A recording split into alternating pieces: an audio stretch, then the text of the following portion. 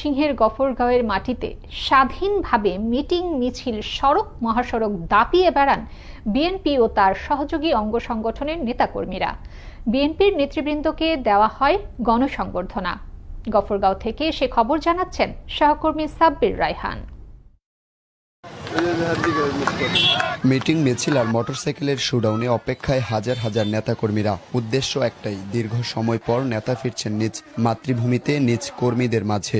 একসময়কার তুখোড় রাজনীতিবিদ, 90-এর স্বৈরাচার বিরোধী আন্দোলনের সক্রিয় ভূমিকা রাখা গফরগাঁও উপজেলা বিএনপির আহ্বায়ক এবি সিদ্দিকুর রহমানকে গণসংবর্ধনার মাধ্যমে গফরগাঁওয়ের গুহাটা মিনি স্টেডিয়ামে গত রবিবার বিকেলে ফুলের শুভেচ্ছা ও স্লোগানে বরণের মাধ্যমে মুখরিত হয়ে ওঠে পুরো স্টেডিয়াম মাঠ। এক পর্যায়ে মঞ্চে উঠে নেতাকর্মীদের উদ্দেশ্যে বলেন, যারা অন্যায় অবিচার করেছেন তাদের বিচার অবিলম্বে হবে, আর যারা আওয়ামী লীগের সাথে গোপনে কাজ করে নিজের আখের গুছিয়েছেন, দলের ক্ষতি করেছেন, তাদের জায়গা বিএনপিতে নেই।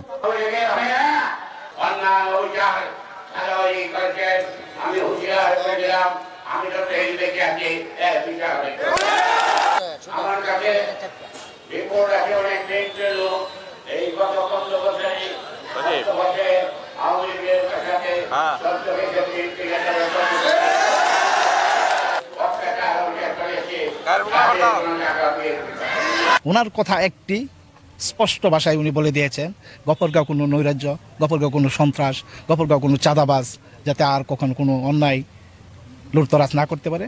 বছরের পর বছর পালিয়ে বেড়ানো, হামলা মামলায় নির্যাতিত হয়ে প্রবাসে চলে যাওয়া, নিজ মাতৃভূমিতে না আসতে পারার কষ্ট, নিজে এবং আত্মীয় স্বজনের সাথে ঘটে যাওয়া ভয়াবহ ঘটনা তুলে ধরেন সাধারণ মানুষ ও বিএনপি নেতাকর্মীরা। গফরগাঁও লুটতরাজ, খুন খারাপি সব হয়েছে। আমাদের পৌর ছাত্র দলের সেক্রেটারি, সাধারণ সম্পাদক কমলকে নির্মমভাবে হত্যা করেছে এই পাবেল গোলন্দাজের তার এই সন্ত্রাসী বাহিনী দ্বারা। গফরগাঁওয়ের মাটিতে আমরা পা রাখতে পারি না আওয়ামী লীগ দুঃসাহস ও সন্ত্রাসের